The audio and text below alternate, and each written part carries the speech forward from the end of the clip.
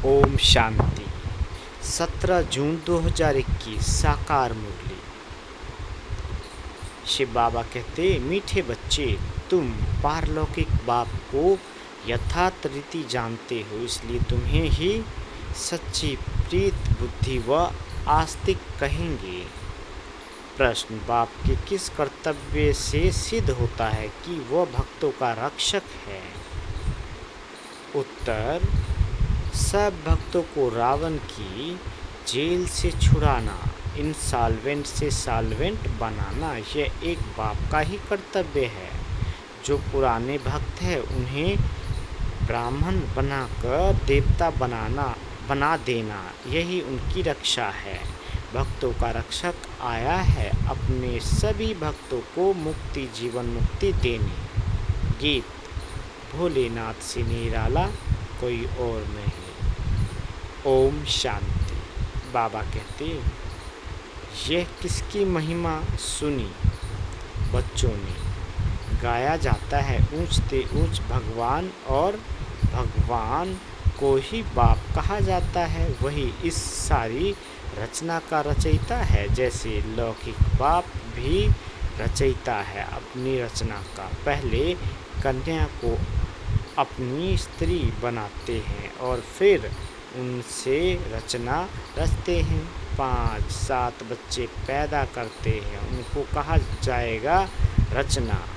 बाप ठहरा रचयिता, वाहद के रचयिता ठहरे। ये भी बच्चे जानते हैं। रचना को रचयिता बाप से वर्षा मिलता है। मनुष्य को दो बाप तो होते ही हैं, एक लौकिक, दूसरा पारलौकिक। बच्चों को समझाया है ज्ञान और भक्ति अलग अलग है। फिर है वैराग्य। इस समय तुम बच्चे संगम पर बैठे हो और बाकी सब कलयुग में बैठे हुए हैं। है तो सब बच्चे, परंतु तुमने बेहद के बाप को जाना है, जो सारी रचना का रचयिता है। लौकिक बाप होते भी उस पारलौकिक बाप को याद करते हैं। सतयुग में लौकिक बाप होते, पारलौकिक बाप को कोई याद नहीं करते, क्योंकि है ही सुख धाम। उस पारलौकिक बाप को दुख में याद करते हैं। यहाँ पढ़ाया जाता है, मनुष्य को समझाया जाता है। मनुष्य को समझदार बनाया जाता है। बाबा कहते, भक्ति मार्ग में मनुष्य बाप को भी नहीं जानते हैं। कहते भी हैं परमपिता परमात्मा, हे गॉड फादर, हे दुख हरता सुख करता। फिर कह देते सर्वव्यापी, पत्थर में कण कण, कुत्ते बिल्ली सब में हैं। परमात्मा बाप को गालियाँ देने लग पड़ते हैं। तुम बाप के बने हो तो तुम हो गए आस्तिक। तुम्हारी बाप के साथ प्रीत बुद्धि है, बाकी सबकी बाप के साथ विपरीत बुद्धि है। अब तुम जानते हो। महाभारी लड़ाई भी सामने खड़ी है। पुरानी दुनिया के विनाशार्थ हर 5000 वर्ष बाद कलयुग पतित दुनिया पूरी हो, फिर सतयुग पावन दुनिया स्थापन होती है। बाप के द्वारा जिसको भी याद करते हैं, हे पतित पावन आओ, हे खिवैया हमको इस विशेष सागर से निकाल क्षीर सागर में ले जाओ। गांधी जी भी गाते थे, पतित पावन सीताराम, हे राम सब सीताओं को पावन बनाओ। तुम सब हो सीताएं भक्तियाँ, वह है भगवान। सब उनको पुकारते हैं, वह तुमको पतित से पावन बना रहे हैं। तुमको कहाँ भी धक्के नहीं खिलाते हैं। ऐसे नहीं कहते तीर्थों पर जाओ, कुंभ के मेले पर जाओ, नहीं। यह नदियाँ कोई पतित पावनी नहीं है। पतित पावन एक ज्ञान का सागर बाप है। सागर व नदियों को कोई याद नहीं करते हैं, पुकारते हैं बाप को, हे पतित पावन बाबा हमको पावन बनाओ। बाकी पानी की नदियाँ तो सारी दुनिया में है, वह थोड़े ही पतित पावनी है। पतित पावन एक बाप को ही कहा जाता है, वह जब आए तब आकर पावन बनाए। भारत की महिमा बहुत भारी है, भारत सर्व धर्मों का तीर्थ स्थान है। शिव जयंती भी यहाँ गाई जाती है। सतयुग तो है पावन दुनिया, उसमें देवी देवता रहते हैं, देवताओं की महिमा गाई जाती है। सर्वगुण संपन्न 16 कला संपूर्ण, चंद्रवंशियों को 14 कला कहेंगे।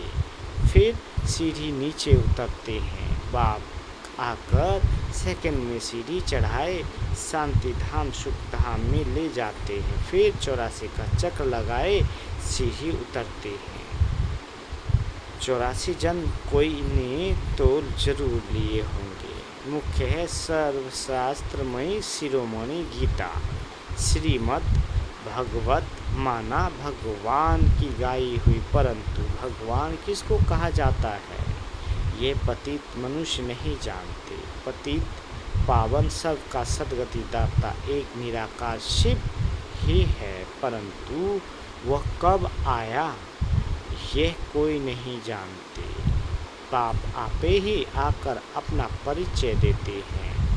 अब देखो ये बच्चे और बच्चियाँ दोनों बाबा कहते हैं, गाया भी जाता है, तुम माता पिता हम बालक तेरे। तुम्हारे इस राजयोग सीखने से सुख घनेरे मिलते हैं। बाबा कहते तुम यहाँ आते ही हो बेहद के बाप से स्वर्ग के 21 जन्मों का वर्षा पानी। अब शिव जयंती भी भारत में ही मनाते हैं, रावण भी भारत में ही दिखाते हैं, परंतु अर्थ कुछ भी नहीं जानते। शिव हमारा बेहद का बाप है, ये एक भी नहीं जानते, सिर्फ शिव की पूजा करते रहते हैं।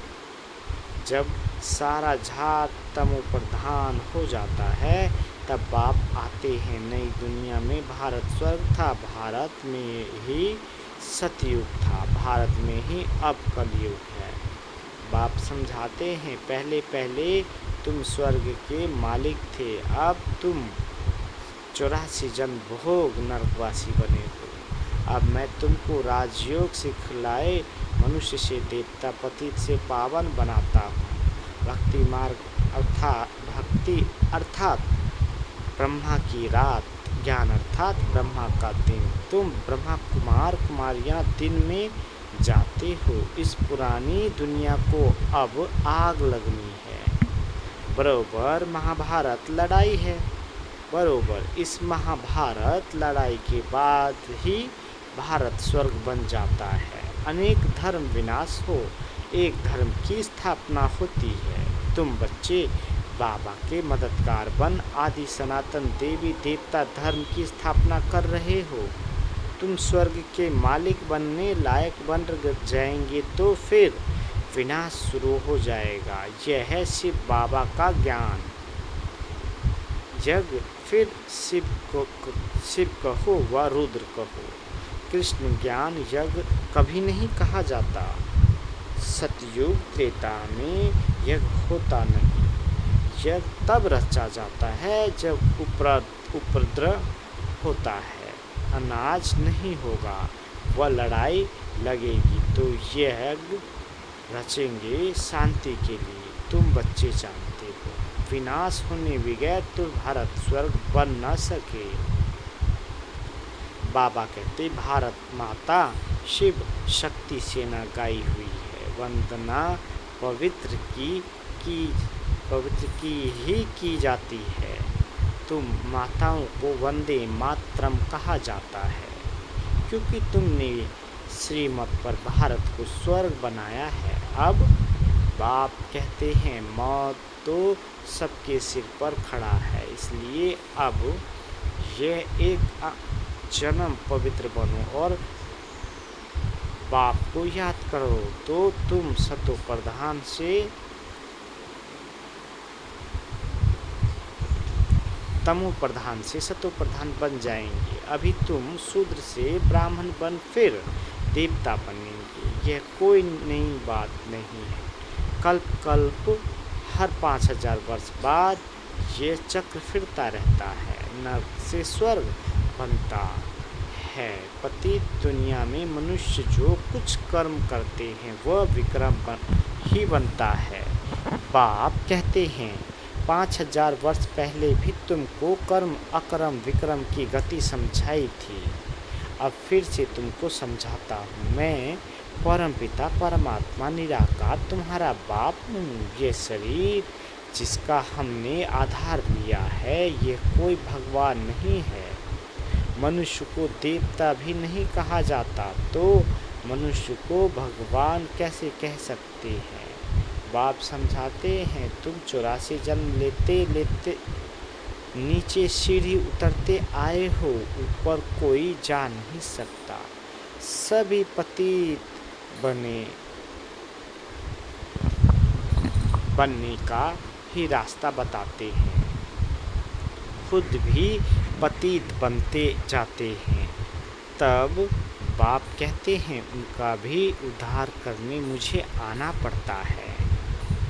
यह है रावण राज। तुम अभी रावण राज से निकल आए हो। धीरे धीरे सबको पता पड़ेगा ब्राह्मण बनने बगैर शिव बाबा से वर्षा ले नहीं सकते। बाप है ही दो, एक निराकार बाप, एक साकारी बाप। वर्षा मिलता है एक साकारी बाप से साकारी बच्चों को और फिर निराकारी बेहद के बाप से वर्षा मिलता है निराकारी आत्माओं को।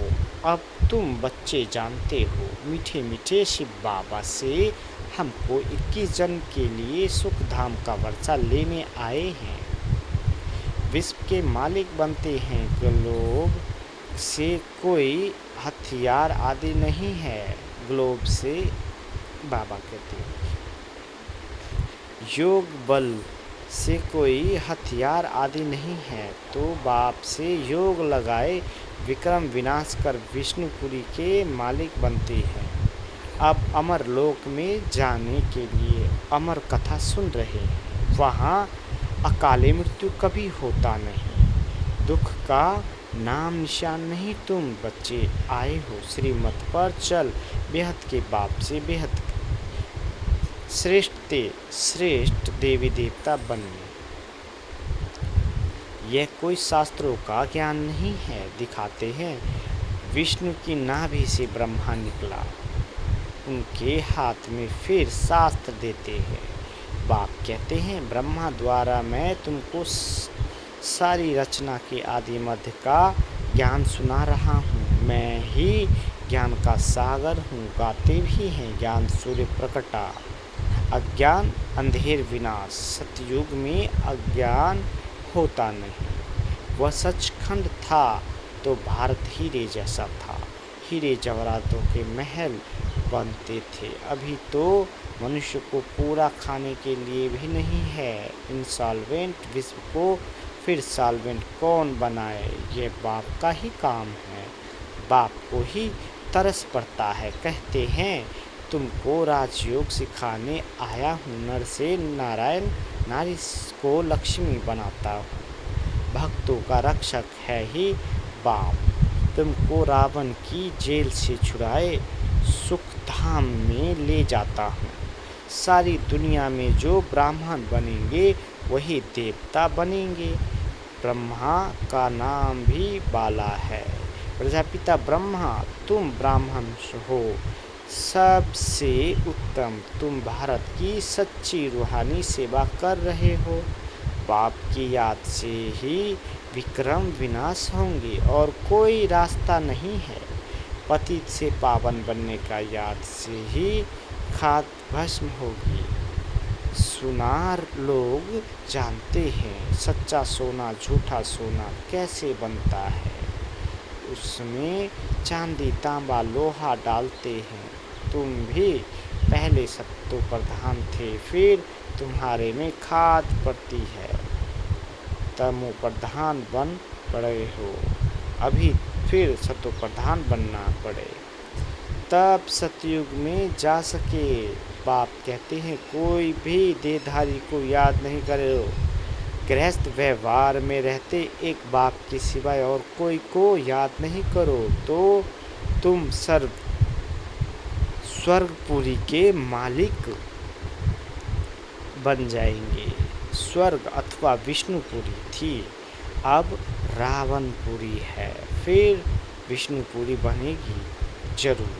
साधु संत आदि सब का उद्धार करने आता हूँ, बाबा कहते। तब ही कहा जाता है यदा यदा ही धर्मस्य, ये भारत की ही बात है। सर्व का सदगति दाता मैं एक बाप शिव हूँ। शिव रुद्र सब कहन उनके ही नाम है, अथा नाम रख दिए हैं।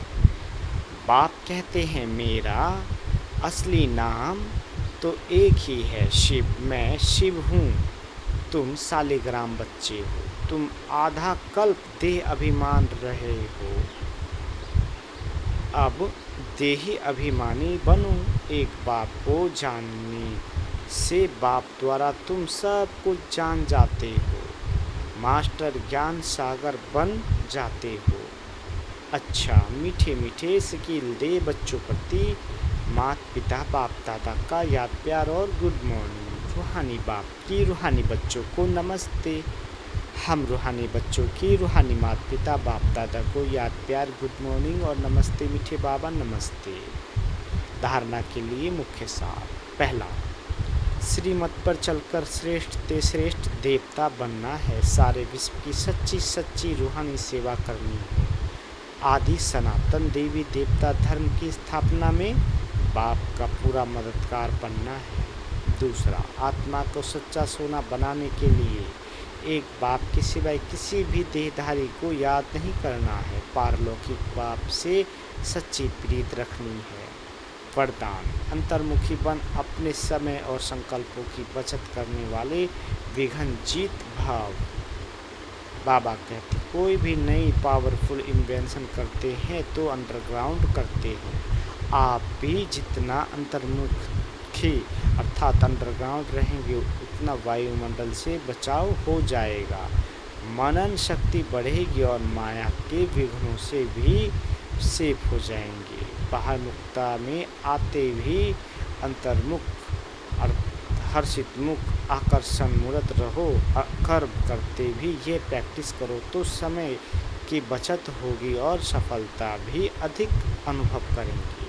स्लोगन, बीमारी से घबराओ नहीं, उसे दवाई रूपी फ्रूट खिलाकर विदाई दे दो।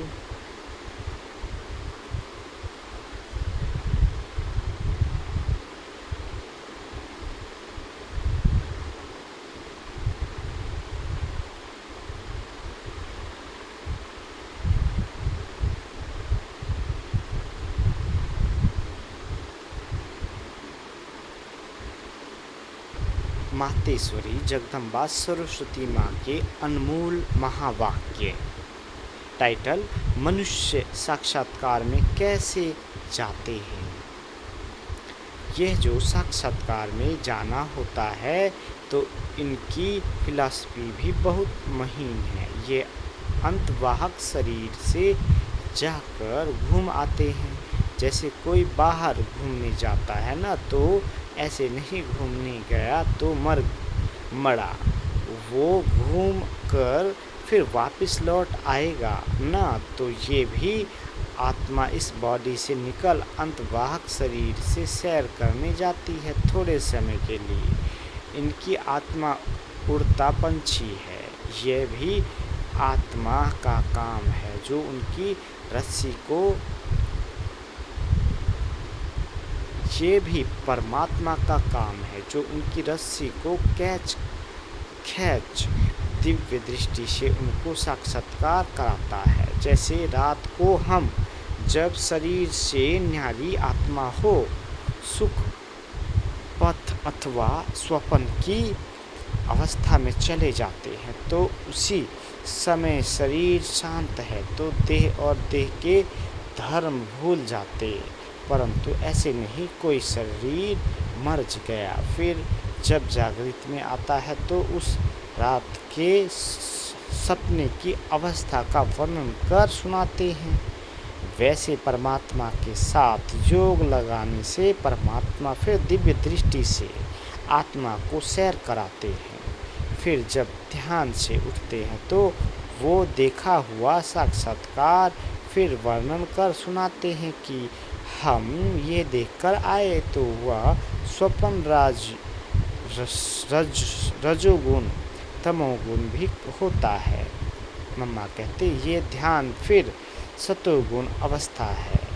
तो ध्यान में कोई शरीर मरता नहीं है, मगर शरीर की भासना गुम हो जाती है। जैसे क्लोरोफायरम देने से शरीर की शुद्ध बुद्ध भूल जाती है। देखो, डॉक्टर जब कोई अंग को डेड करते हैं तो इंजेक्शन लगाकर डेड कर देते हैं, परंतु और इंद्रियां तो चलती है। तो ध्यान भी इसी तरह से है कि आत्मा कोई उड़कर सैर कर आती है, परंतु शरीर मर नहीं जाता। अब ये रस्सी खींचने की स्मृति भी परमात्मा में है, न कि मनुष्य आत्मा में। मामा कहते अच्छा। ओम शांति।